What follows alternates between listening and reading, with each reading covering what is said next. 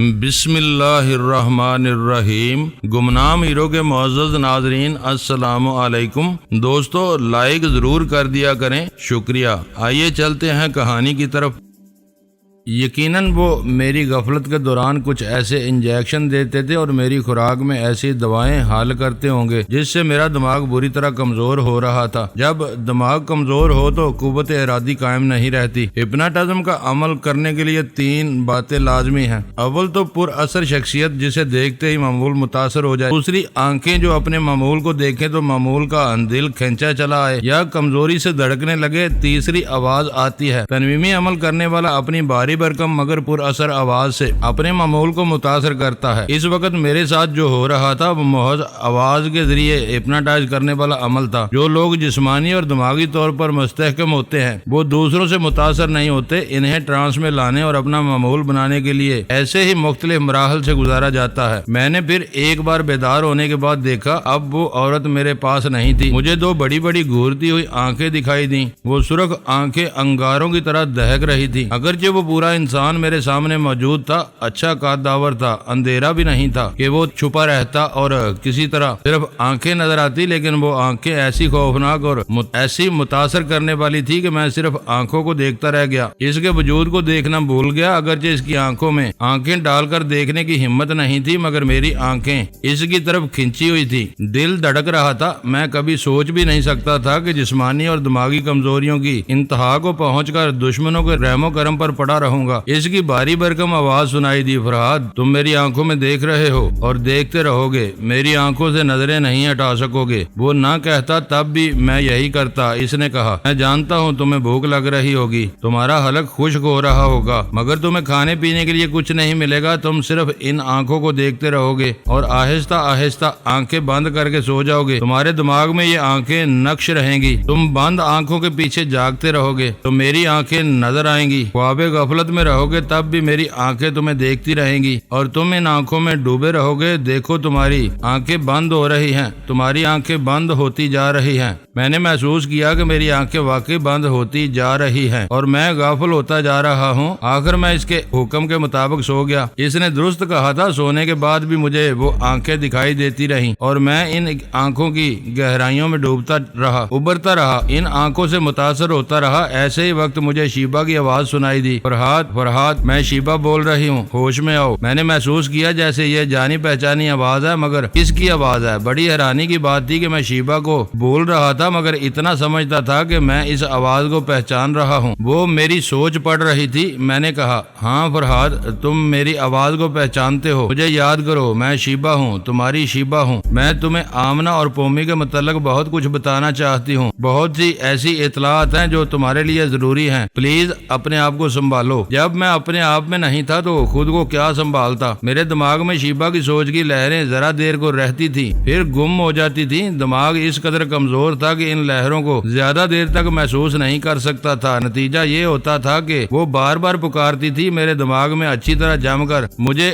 دماغی توانائی پہنچانا چاہتی تھی۔ بیچاری ہر طرح کوشش کر رہی تھی اور ناکام ہوتی جا رہی تھی۔ جب دوسری بار میری آنکھ کھلی تو پھر وہی بڑی بڑی آنکھیں میرے سامنے تھی۔ وہ سوتے جاگتے میرے آواز پر چھائی ہوئی تھی۔ اس نے باری برکم گونجتی ہوئی سرگوشی میں پوچھا، تم نے خواب غفلت میں کیا دیکھا؟ میرے ہونٹ لرزنے لگے جب سے میں اس بستر پر آیا تھا۔ ایک لفظ بھی زبان سے ادا نہیں ہوا تھا۔ میں خود میں بولنے کی سکت نہیں پاتا تھا۔ وہ بڑی بڑی آنکھوں والا پھر اپنی باری برکم سرگوشی میں کہنے لگا، میں جانتا ہوں تم بولنے کے قابل نہیں ہو، مگر میں حکم دیتا ہوں تم حوصلہ کرو گے اور زبان ہلاؤ گے، میری بات کا جواب دو گے۔ بولو، تم نے خواب غفلت میں کیا دیکھا؟ میں نے اس کے حکم کے مطابق حوصلہ کیا، جیسے میں اس سے خوفزدہ تھا کہ حوصلہ نہیں کروں گا تو وہ موت بن کر مجھ پر غالب آ جائے گا۔ میں نے بمشکل لڑکھڑاتی ہوئی زبان سے کہا، تمہاری آنکھیں۔ اس نے کہا، شاباش، تم سوتے جاگتے میری آنکھیں دیکھتے رہو گے۔ اب میرا دوسرا حکم یاد رکھو، تم نے سونے کے دوران بڑبڑاؤ گے، خاص طور پر ایسے وقت جب تمہارے دماغ میں کوئی بول رہا ہو، تمہیں کوئی ڈسٹرب کر رہا ہو، پھر تم بولنا شروع کر دو گے۔ اس کے حکم سے مجھے وہ عورت کچھ کھلانے لگی۔ کٹورے میں کوئی ایسی غذا تھی جس سے سے میری بھوک مٹ رہی تھی اور میں اپنے اندر کچھ جان محسوس کر رہا تھا، مگر جیسا کہ پہلے کہہ چکا ہوں اس خوراک میں ایسی کوئی دوا حل کی گئی تھی جو مجھے جلدی سلا دیتی تھی۔ میں پھر سو گیا۔ نیند کے دوران یوں محسوس ہوتا تھا جیسے دور، بہت دور سے وہ ہپناٹائز کرنے والا بول رہا ہو، مجھے یاد دلا رہا ہو کوئی تمہاری نیند میں مداخلت کرے تو تم بڑبڑانا شروع کر دو گے۔ یہ بات میرے دماغ میں نقش ہو گئی تھی۔ جب شیبہ میرے دماغ میں آئی تو میں نے پوچھا، کون ہو تم؟ چلی جاؤ یہاں سے، چلی جاؤ۔ اس نے کہا، فرحاد ہوش میں آؤ، میں تمہاری شیبہ ہوں۔ میں کسی شیبہ کو نہیں جانتا۔ تم مجھ سے کیا چاہتی ہو؟ میں تمہیں ہوشیار کرنا چاہتی ہوں۔ جو شخص تم پر تنویمی عمل کر رہا ہے اس سے بچنے کی کوشش کرو، اپنے آپ کو مضبوط کرو، اپنی قوت ارادی سے کام لو، بکواس مت کرو۔ وہ شخص بڑا مہربان ہے، اس کی آنکھیں میرے آواز پر چھائی رہتی ہیں، وہ آنکھیں مجھے سوتے جاگتے دیکھتی رہتی ہیں۔ میں تمہاری باتوں میں نہیں آؤں گا ورنہ وہ آنکھیں ناراض ہو جائیں گی۔ تم چلی جاؤ یہاں سے۔ اس نے کہا، میں تمہارے دماغ میں رہ کر یہ معلوم کر چکی ہوں کہ وہ ہپناٹائز کرنے والا تمہیں یہ ہدایت دے گیا ہے، تم اس کے حکم کی تعمیل پر مجبور ہو۔ میں جب تک موجود رہوں گی تم سے بولتی رہوں گی، تم جواباً بڑبڑاتے رہو گے اور وہ اس وقت تمہاری بڑبڑاہٹ سن رہا ہوگا۔ اسے معلوم ہو جائے گا کہ میں تمہارے دماغ میں آتی ہوں۔ فرحاد، تم بڑبڑاتے ہوئے اس ترمیمی عمل کرنے والے کو میری طرف سے کہہ دو کہ میں اپنی مصروفیت کی وجہ سے مجبور تھی، ورنہ ترمیمی عمل کے پہلے ہی مرحلے میں تمہارے دماغ کے اندر موجود ہوتی تو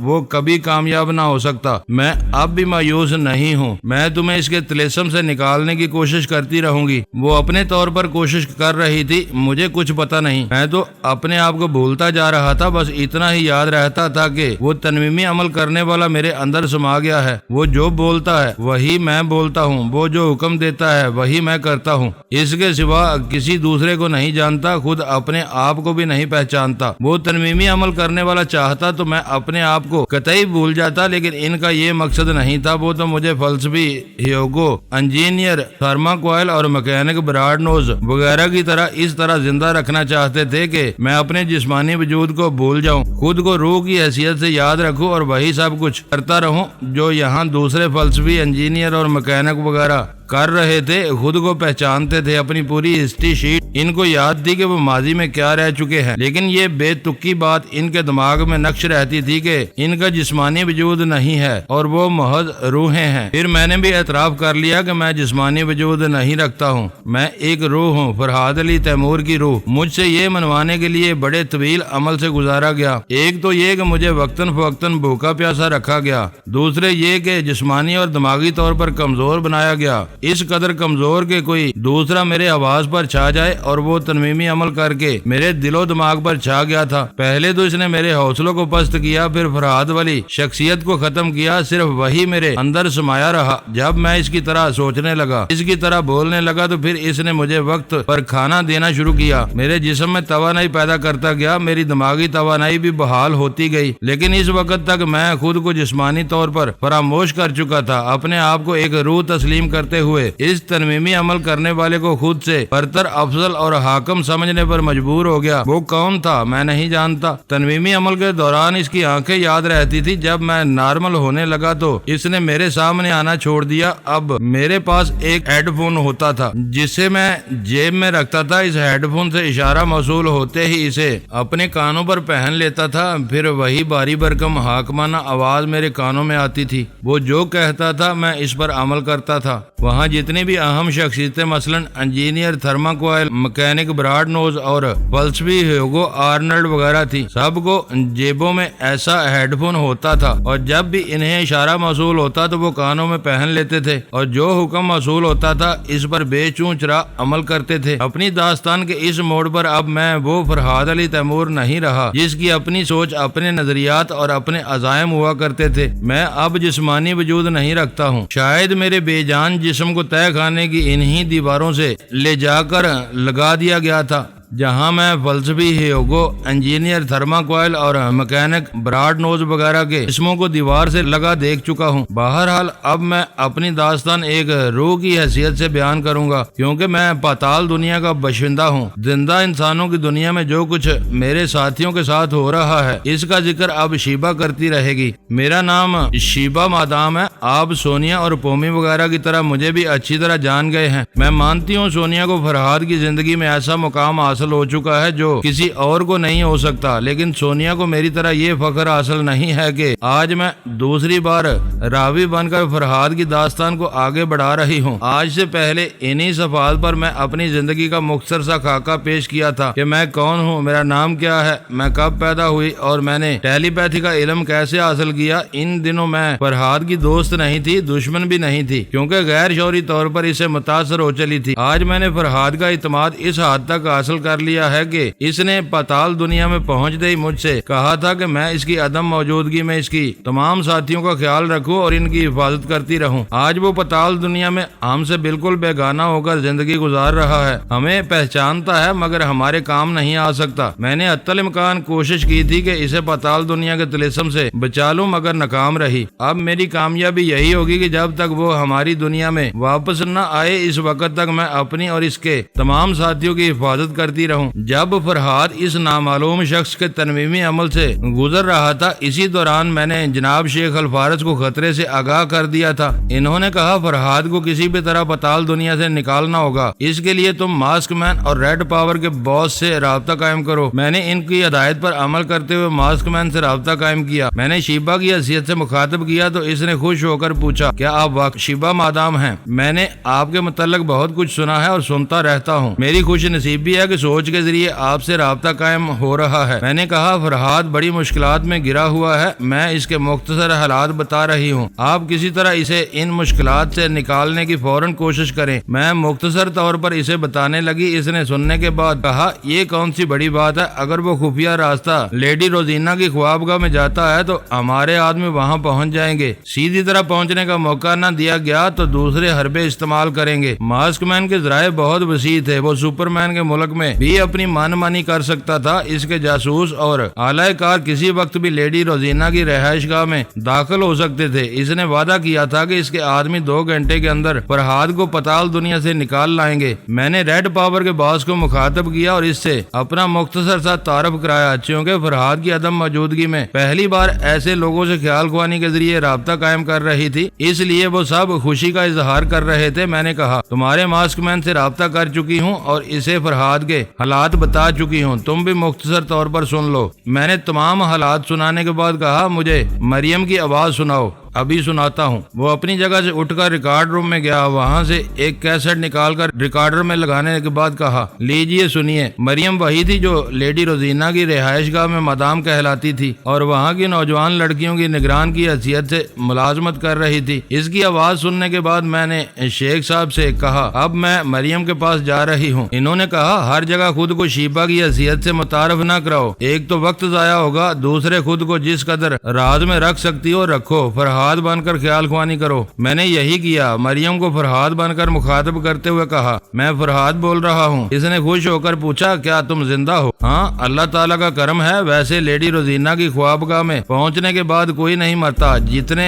پہنچ چکے ہیں وہ سب اس تہہ خانے میں زندہ ہیں، میں بھی ان کی طرح یہاں قید ہو گیا ہوں۔ تم وہاں کی مسلح عورتوں کو بغاوت پر آمادہ کرو، کسی وقت بھی لیڈی روزینہ کی خوابگاہ میں گھسنا پڑے گا، لیکن وہ جو بجلی کی رو دوڑتی رہتی ہے اس کا کیا ہوگا؟ اس کی فکر نہ کرو، ریڈ پاور کے لوگ وہاں پہنچنے والے ہیں، خوابگاہ میں جانے کا راستہ بنا لیں گے۔ مجھے یہاں بغاوت کی فضا ہموار کرنے کے لیے پرسنل گارڈ کا تعاون ضروری ہے، آپ اس سے بھی دماغی رابطہ قائم کر لے تو بہتر ہوگا۔ میں ذرا الجھن میں پڑ گئی، پھر کہا میں اس قدر پریشان ہوں کہ پرسنل گارڈ کے لب و لہجے کو فی الحال بھول گیا ہوں، تم اسے مخاطب کرو، میں اس کے دماغ میں پہنچ جاؤں گا۔ وہ اپنی ڈیوٹی کی جگہ چھوڑ کر اسے رہائش گاہ کے مختلف حصوں سے گزرتی ہوئی لیڈی روزینہ کی پرسنل گارڈ کے پاس پہنچی، پھر اس نے چپکے سے کہا فرحاد نے دماغی رابطہ قائم کیا ہے، وہ زندہ ہے۔ پرسنل گارڈ نے خوش ہو کر پوچھا کیا واقعی وہ زندہ ہے؟ مجھے یقین نہیں آ رہا ہے۔ میں نے اس کے دماغ میں پہنچ کر کہا میں زندہ ہوں اور تمہارے دماغ میں بول رہا ہوں۔ وہ خوش ہو کر میری سوچ کی لہروں کو سننے لگی۔ میں نے کہا میں نے اس سے بھی یہی کہا کہ وہ مسلح عورتوں کو بغاوت پر آمادہ کرے، کسی وقت بھی ریڈ پاور کے لوگ وہاں پہنچ سکتے ہیں۔ میں نے اسے تمام باتیں سمجھانے کے بعد رابطہ ختم ختم کر دیا۔ جناب شیخ صاحب نے کہا سونیا نے اپنے دماغ میں آنے سے منع کیا تھا، فرحاد نے جو وعدہ کیا اسے اب تک نبھاتا رہا، لیکن ان حالات میں تمہیں سونیا کے پاس ضرور پہنچنا چاہیے۔ میں خود تجسس میں مبتلا تھی، اگر سونیا اس قدر پر اسرار بن کر کیوں رہنا چاہتی ہے؟ ویسے یہ مانتی ہوں کہ وہ ہم لوگوں سے چھپ کر بڑے کام کرتی رہی۔ لیڈی روزینا کے ہاں بھی اس نے فرحاد کے لیے بڑی آسانیاں پیدا کی تھی، مگر اب کہاں گم ہو گئی ہے، یہ معلوم کرنے کے لیے میں نے اس کے دماغ تک رسائی حاصل کی۔ وہ ایک بستر پر لیٹی ہوئی تھی، اس کے چاروں طرف گہرا اندھیرا تھا۔ میں نے اسے مخاطب کیا، ہیلو سونیا، میں شیبہ بول رہی ہوں۔ اس نے چونک کر پوچھا، شیبہ؟ ہاں، کیا تم مجھے بھول گئی ہو؟ نہیں، مجھے یاد آ گیا، تم فرحاد کی طرح ٹیلی پیتھی جانتی تھی، کیا تم بھی مر چکی ہو؟ میں زندہ ہوں۔ تو عجب ہے، پھر یہاں روحوں کے درمیان کیسے آ گئی ہو؟ کیا تم خود کو روح سمجھ رہی ہو؟ اور کیا سمجھنا چاہیے، مرنے کے بعد تو انسان روح بن کر ہی رہتا ہے۔ سونیا، یہ بے تکی باتیں، تم تو غیر معمولی طور پر ذہین اور چالاک ہو، تم بھی ایسا سوچ رہی ہو؟ میں پوری ذہانت اور حاضر دماغی سے جو کہہ رہی ہوں درست کہہ رہی ہوں۔ تم بتاؤ میرے کمرے میں کیسے آ گئی؟ کیا میں بتی جلاؤں؟ ابھی تم نے کہا تھا کہ میں فرحاد کی طرح ٹیلی پیتھی جانتی ہوں، کیا تم اپنے دماغ میں کچھ محسوس نہیں کر رہی ہو؟ اس نے چونک کر کہا، او ہاں، یہ تو میں بھول ہی گئی تھی، ٹیلی پیتھی کا علم ایک انسان کو دوسرے انسان کے دماغ تک پہنچاتا ہے، لیکن کیا تم اس علم کے ذریعے روح کے دماغ میں بھی پہنچ جاتی ہو؟ سونیا، مجھے تمہارے پاس آ کر مایوسی ہو رہی ہے، میں روح کے سلسلے میں بحث نہیں کرنا چاہتی، اتنا بتانا چاہتی ہوں کہ فرحاد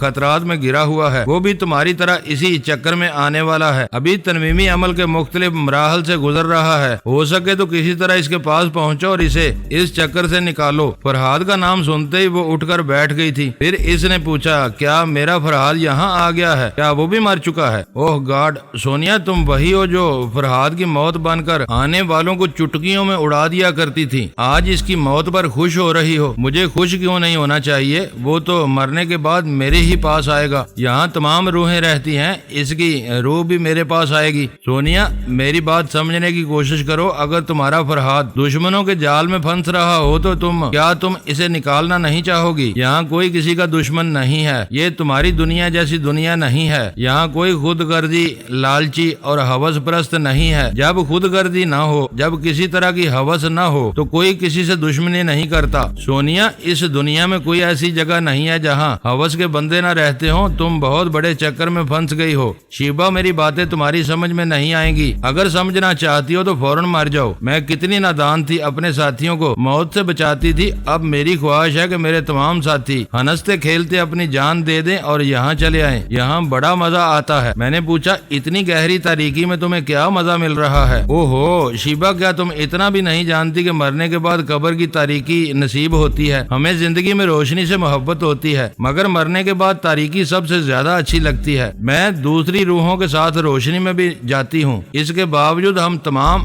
روحیں تاریکی پسند کرتی ہیں، جب بھی موقع ملتا ہے اپنے اپنے کمروں میں آ کر بند ہو جاتی ہیں، لائٹ آف کر دیتی ہیں اور تاریکی میں ایسا محسوس ہوتا ہے جیسے ہم کسی ٹھنڈی چھاؤں میں یا ماں کی گود میں پہنچ گئے ہوں۔ یہ درست ہے، زندگی میں ماں کی گود چھوٹ جاتی ہے، مگر قیامت تک قبر کی گود نہیں چھوٹ سکتی۔ میں نے کہا، تم اپنے خیال کے مطابق قبر کی تاریکی میں آرام کرو، میں پھر کسی وقت آؤں گی۔ میں نے شیخ صاحب کو سونیا کے متعلق بتایا، انہوں نے پریشان ہو کر کہا، یہ بہت برا ہوا فرحاد، اگر دماغ ہے تو سونیا ریڑھ کی ہڈی ہے، اگر وہ دونوں زیادہ عرصے تک پاتال دنیا میں رہ گئے تو ہماری کمر ٹوٹ جائے گی۔ جناب، آپ میری رہنمائی کریں، مجھے کیا کرنا چاہیے؟ فی الحال تو اس بات کو گرہ میں باندھ لو کہ فرحاد اور سونیا کے متعلق ہمارے دشمنوں کو علم نہیں ہونا چاہیے۔ میں کسی سے ذکر نہیں کروں گی، لیکن یہ بات چھپی نہیں رہے گی، اسے چھپائے رکھنے کے طریقے ہمارے پاس ہیں۔ جس طرح تمہارے 2 عدد ڈمی شیبہ ہیں، اسی طرح ڈمی فرحاد اور ڈمی سونیا بھی موجود ہیں، ہم انہیں منظر عام پر لائیں گے۔ اگر دشمن یہ بات پھیلائیں گے کہ سونیا اور فرحاد ان کی قید میں ہیں تو ہم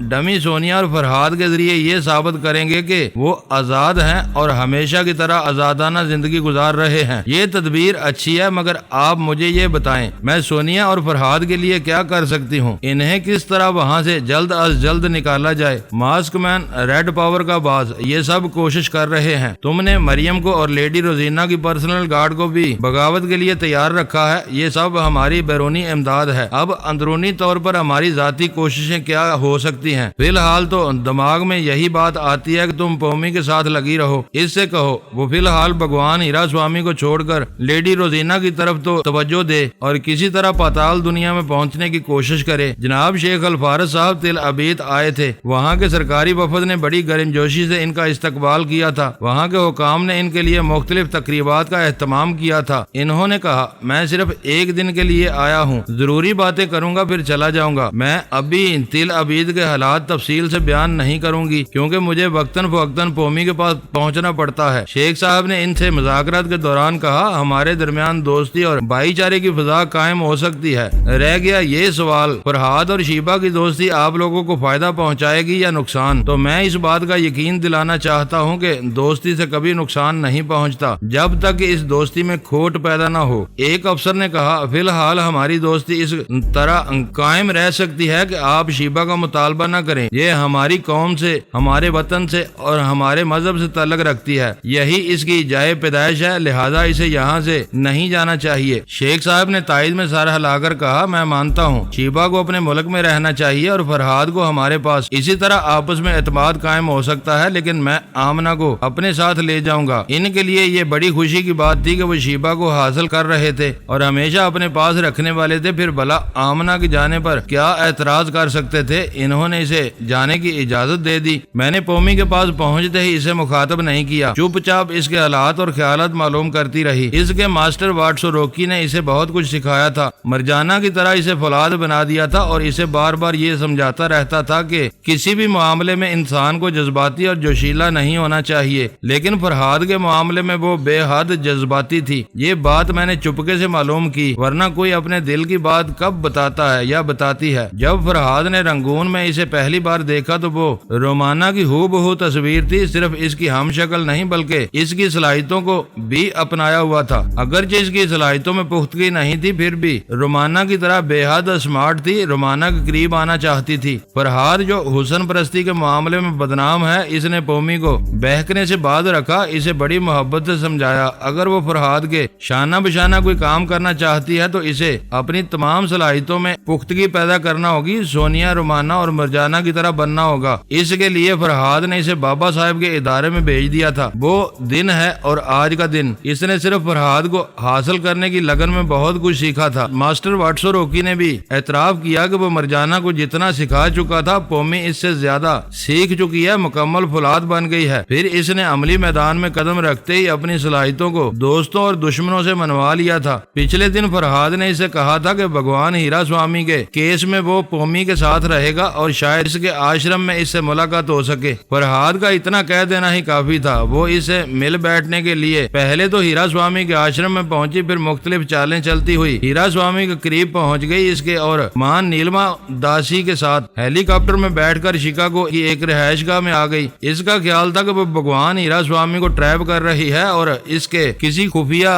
خاص اڈے تک پہنچنے والی ہے، لیکن اچانک ہی بھگوان ہیرا سوامی نے بازی پلٹ دی تھی۔ اس کے ہٹے کٹے آدمیوں نے چاروں طرف سے آ کر پومی کو جکڑ لیا تھا اور اس کے حکم کے مطابق اسے رہائش گاہ کے ایک بڑے ہال میں لے گئے تھے۔ ہیرا سوامی بھی وہاں موجود تھا۔ اس نے زینے پر چڑھتے ہوئے اس ہال کی بالکونی پر پہنچ کر کہا، تم لیوچن نہیں ہو، میں یقین سے کہتا ہوں تم سونیا ہو۔ پومی نے انکار کیا اور بزید رہی کہ وہ لیوچن ہے۔ تب بھگوان ہیرا سوامی نے اصل لیوچن اور اس کے محبوب مائیکل گارسن کو اس کے سامنے پیش کر دیا۔ ایسے ہی نازک مرحلے پر فرحاد نے پومی کا ساتھ چھوڑ دیا تھا کیونکہ اسے دماغی طور پر اپنی جگہ حاضر ہونا پڑا تھا اور حاضر ہونے کے بعد ہی وہ لیڈی روزینہ کے جال میں الجھتا ہوا تہہ خانے میں پہنچ گیا تھا۔ ادھر پومی کی داستان ادھوری رہ گئی تھی، کسی کو خبر نہیں تھی کہ اس پر کیا گزری ہے۔ کوئی ایسا معاملہ اچانک سامنے آئے جو بالکل ہی خلاف توقع ہو تو اس سے دامن بچانا مشکل ہوتا ہے، کسی نہ کسی طرح نمٹنا ہی پڑتا ہے۔ پومی کی توقع کے خلاف اصل لیوچن اپنے محبوب کے ساتھ ظاہر ہو گئی تھی۔ اب وہ خود لیوچن ہونے کا دعویٰ نہیں کر سکتی تھی۔ وہ چند لمحوں تک سر اٹھائے بالکونی میں کھڑی ہوئی لیوچن کو دیکھتی رہی۔ بھگوان ہیرا سوامی نے طنزیہ انداز میں پوچھا، اب کیا بہانے کرو گی؟ میں حیران ہوں کہ یہ لیوچن اور مائیکل گارسن کس طرح تمہارے ہاتھ لگ گئے۔ ہاں، تمہارے فرحاد نے بڑی چلاکی دکھائی تھی، انہیں امریکہ سے باہر بھیج دیا تھا اور اتنی رقم دی تھی کہ یہ ساری دنیا کی سیر کرتے رہیں اور جلد واپس نہ آ سکیں۔ پومی نے پوچھا، کیا یہ دونوں امریکہ سے باہر نہیں گئے تھے؟ بے شک گئے تھے، لیکن ان کے پاس $1,00,000 تھے اور یہ اتنے احمق ہیں کہ اتنی بڑی رقم ساتھ لیے پھر رہے تھے۔ پھر ہمارے آدمیوں کے ہتھے کیسے نہ چڑھتے؟ تم نے مائیکل گارسن کا نام لیا اور اپنا نام لیوچن بتایا تو فوراً یاد آ گیا گیا۔ ایک دن پہلے ہی ہمارے آدمیوں نے اطلاع دی تھی کہ جزیرہ ہوائی میں یہ دونوں پائے گئے ہیں، اگرچہ یہ مجرم نہیں تھے مگر ان کا بریف کیس ہمارے آدمیوں کے لیے باعث کشش تھا۔ بہرحال اس حوالے سے میں نے فوراً ہی اپنے آدمیوں کو حکم دیا کہ میرے ذاتی طیارے میں ان دونوں کو جزیرہ ہوائی سے یہاں پہنچا دیا جائے تاکہ تم انہیں اپنی آنکھوں سے دیکھ سکو، جیسا کہ دیکھ رہی ہو۔ ہاں دیکھ رہی ہوں، سوچ رہی ہوں بیچاری لیوچن اور بیچارے مائیکل گارسن کا انجام کیا ہوگا۔ بھگوان ہیرا سوامی نے دونوں کے سر پر ہاتھ رکھ کر کہا، یہ میرا دھرم قبول کر رہے ہیں، میرے آشرم میں رہیں گے۔ مائیکل گارسن نے کہا، مجھے بہت تلخ تجربہ ہوا ہے، آج پتا چلا کہ اچانک ملنے والی دولت کتنی مصیبتوں میں گرفتار کراتی ہے۔ جب سے وہ $1,00,000 مجھے بریف کیس میں ملے ہیں تب سے ہمارا سکون برباد ہو گیا ہے۔ لیوچن نے کہا، میں دولت کے خواب دیکھتی تھی، سوچتی تھی ایک شاندار محل نما بنگلہ بناؤں گی اور میرے پاس قیمتی کاریں ہوں گی، میری خدمت کے لیے نوکر چاکر ہوں گے اور میں دولت سے ساری عمر کھیلتی رہوں گی۔ لیکن نئی نئی مصیبتیں ہم سے کھیلتی رہیں، کئی بار جان کے لالے پڑ گئے، ہم نے توبہ کر لی ہے، اب ہم اس بریف کیس کو ہاتھ نہیں لگائیں گے۔ ایسے $1,00,000 پر ہم لعنت بھیجتے ہیں۔ پرسکون زندگی کے لیے ہم نے بھگوان ہیرا سوامی کا دھرم قبول کر لیا ہے۔ اس دھرم کے مطابق میں اور مائیکل 3 ماہ تک ایک دوسرے سے الگ رہیں گے اور بھکتی کرتے رہیں گے۔ جب ہماری بھکتی سے بھگوان خوش ہو جائیں گے تو پھر ہمیں آشرم میں ایک ساتھ رہنے کی اجازت مل جائے گی۔ مائیکل گارسن نے ہیرا سوامی کے سامنے دونوں ہاتھ جوڑ کر سر جھکاتے ہوئے کہا، ہے بھگوان، آپ نے نصیحت کی تھی، وقت ضائع نہیں کرنا چاہیے، زندگی کا زیادہ سے زیادہ وقت عبادت میں گزارنا چاہیے، مجھے اجازت دیجیے، میں بھکتی کے لیے جا رہا ہوں۔ بھگوان ہیرا سوامی نے اس کے سر پر ہاتھ رکھ کر دعا دی اور اسے جانے کی اجازت دے دی۔ لیوچن کو چھوڑ کر چلا گیا۔ اسے اعتماد تھا کہ بھگوان ہیرا سوامی کی پناہ میں آ کر وہ اپنی محبوبہ کے ساتھ محفوظ ہو گیا ہے، اب کہیں سے کسی دشمن کا خطرہ نہیں ہے۔ اس نے نوٹوں سے بھرا ہوا بریف کیس بھگوان ہیرا سوامی کو دے دیا تھا۔ دولت کے ہاتھ سے نکلتے تمام اندیشے دور ہو گئے تھے، اب وہ مطمئن تھے۔ اس کے جانے کے بعد بھگوان ہیرا سوامی نے لیوچن کی کمر پر ہاتھ رکھا، پھر اسے لیتے ہوئے زینے سے اترتے ہوئے بڑے سے ہال میں آنے لگا جہاں پومی 4 ہٹے کٹے جوانوں کے گھیرے میں کھڑی ہوئی تھی۔ اس نے لیوچن کو پومی کے برابر لے جا کر کھڑا کر دیا، پھر ذرا دور ہو کر دونوں کو دیکھتے ہوئے بولا، ہائے، دونوں ایک جیسی ہیں، ایک جیسا حسن، ایک جیسا شباب، ایک جیسی شکل و صورت۔ ویسے صورت ایک نہ بھی ہو تب بھی ہر عورت ایک جیسی ہوتی ہے، لیکن 2 بھرپور جوانیاں ایک ساتھ بجلیاں گرا رہی ہوں تو سمجھ میں نہیں آتا کہ کس کا انتخاب کیا جائے، کبھی یہ اچھی لگتی ہے کبھی یہ۔ اس نے ذرا اور دور جا کر انہیں دیکھتے ہوئے اور مسکراتے ہوئے کہا، دور سے اور بلی لگ رہی ہیں، بھائی سمجھ میں نہیں آتا کہ کسے چھوڑا جائے کسے پکڑا جائے۔ بھائی رام دیال، ایسا کرو، ہماری اسپیشل بھنگ تیار کرو، تھوڑی ان دونوں کو پلاؤ، تھوڑی مجھے پلاؤ، بھنگ بہت ہی مقدس نشہ ہے، ان دونوں کو بھگوان کے پاس پہنچا دے گا۔ یہ کہتا ہوا وہ دروازے کے پاس گیا، پھر وہاں سے پلٹ کر بولا، مگر یاد رکھنا یہ جو دوسری لیوچن ہے اس کے پیچھے فرہاد کی کوئی بہت ہی خطرناک ساتھی چھپی ہوئی ہے۔ آج کل شمالی امریکہ میں اس کی 2 ساتھیوں کا زیادہ چرچا ہے، ایک سونیا اور دوسری پومی، اور ان دونوں میں سے یہ کوئی ہے۔ اگر تم چاروں اسے بھنگ پلانے میں کامیاب ہو گئے تو میں ہر ایک کو $10,000 دوں گا۔ پھر اس نے پومی کو دیکھتے ہوئے الوداعی انداز میں ہاتھ ہلاتے ہوئے کہا، ویل ڈن،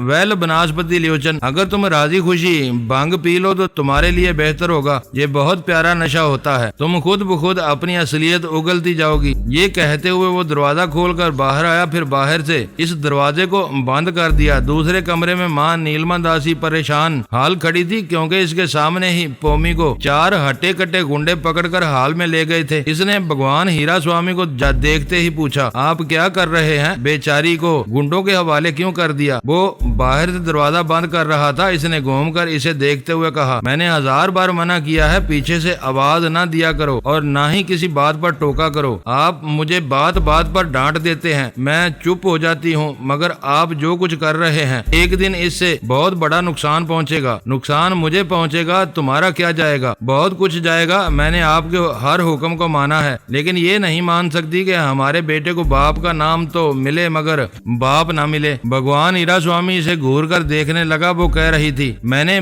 बचपन से बेटे को यही बताया है कि इसका बाप लापता है, किसी दिन जरूर मिलेगा। वो गर्ज कर बोला, बाप इसे कभी नहीं मिलेगा, आप चाहें तो मिल सकते हैं, आखिर इनकार क्यों करते हैं? बेवकूफ की बच्ची, मैं भगवान कहलाता हूँ। भगवान ना तो किसी से शादी करता है ना औलाद पैदा करता है, मगर आपने मंदिर में भगवान के सामने मुझे अपनी धर्म पत्नी मान लिया था। हमारी औलाद है, आप इससे इनकार नहीं कर सकते। मैं औलाद से इनकार नहीं करता, इसीलिए तो इसे अपना नाम दिया है। आपका असली नाम नारायण स्वामी है और आप भगवान हीरा स्वामी के नाम से मशहूर हैं, इसलिए मेरा बेटा आज तक ये ना जान सका कि आप ही इसके बाप हैं। वो तो किसी नारायण स्वामी का इंतजार कर रहा है जो लापता हो गया है और मेरी झूठी तसल्लियों के मुताबिक किसी दिन जरूर इससे आकर मिलेगा। वो बोलते बोलते रुक गई, दरवाजे की तरफ देखने लगी क्योंकि दरवाजे के पीछे कोई आकर टकराया था। किसी की कराह सुनाई दी। इसके बाद एक लड़की के चीखने की आवाज भी आई। मां नीलमा दासी ने रहम तलब नजरों से देखते हुए कहा, स्वामी जी ये जुल्म अच्छा नहीं है। एक लड़की है और 4 हट्टे कट्टे गुंडे इसे मार रहे होंगे, पता नहीं इसके साथ क्या सलूक कर रहे होंगे। हीरा स्वामी ने कहा, जो जैसा करता है वैसा बरता है। ये लड़की हमें धोखा देकर यहाँ आई, मेरी असलियत मालूम करना चाहती थी। इससे पहले ही मैं इसकी असलियत मालूम कर लूंगा और इसे अपाहज बनाकर फरहाद अली तैमूर के पास भेज दूंगा। इन की बातों के दौरान अंदर से ऐसी आवाजें आ रही थी जैसे जबरदस्त जंग जारी हो। अगर कोई गिर रहा था, कोई संभल रहा था, कोई बार बार आकर दरवाजे से टकरा रहा था। आखिर दस्तक सुनाई दी। हीरा स्वामी ने पूछा, कौन है? दरवाजे के पीछे से आवाज आई, हजूर मैं रामदयाल बोल रहा हूँ, दरवाजा खोल दीजिए। हीरा स्वामी ने आगे बढ़कर दरवाजे के हैंडल को थाम लिया। इसके एक बटन को दबाया तो दरवाजा का लॉक खुल गया। फिर इसने आहिस्तगी से इसे खोलना चाहा। इसी वक्त एक जोर की लात पड़ी, वो संभल न सका, लड़खड़ाता हुआ पीछे गया, फिर सोफे से टकराकर दूसरी तरफ उलट गया। आज तक इसके साथ ऐसा नहीं हुआ था। वो गुस्से से पागल हो गया, एकदम से उछलकर खड़ा हो गया। खुले हुए दरवाजे पर रामदयाल खड़ा हुआ था। इसकी हालत गैर थी, बाल बिखरे हुए थे, चेहरे पर जा बजा खून के जख्मों के निशान थे, नाक से और मुंह से खून बह रहा था, कपड़े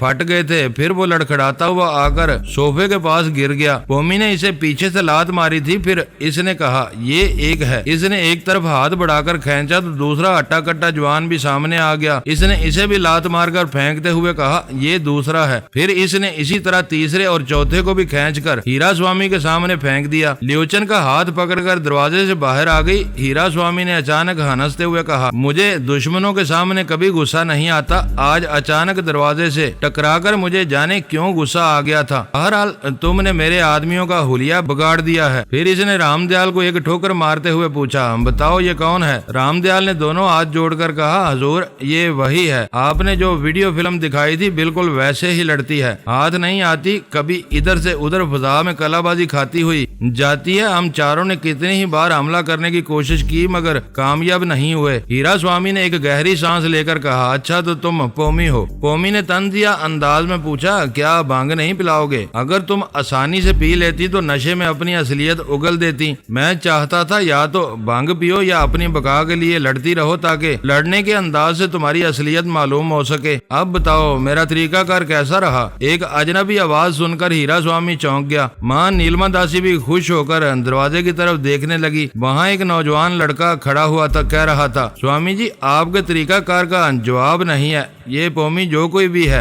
आज बेस बदल कर आई है और आज ही आपको बेनकाब कर दिया। मैं तो बचपन से आज तक आपको बेनकाब न कर सका। हीरा स्वामी ने घुर्रा कर पूछा, क्या बकते हो? मां नीलमा दासी दोनों बाहें फैलाकर तेजी से चलते हुए बेटे के पास गईं, फिर इसे गले से लगा लिया। इसके माथे को, इसके चेहरे को जगह जगह से चूमने लगी। बेटे ने बड़ी आहिस्तगी से माँ को जरा परे हटाते हुए कहा, हम आज तक सैकड़ों बार मोहब्बत से गले मिलते रहे हैं। आपकी ममता का एक एक अंदाज देखकर मैं सोचता था कि अगर इस धरती पर कोई देवी है तो वो मेरी माँ है, मगर देवी झूठ भी बोलती है, ये आज मालूम हुआ। बेटे ये क्या कह रहे हो?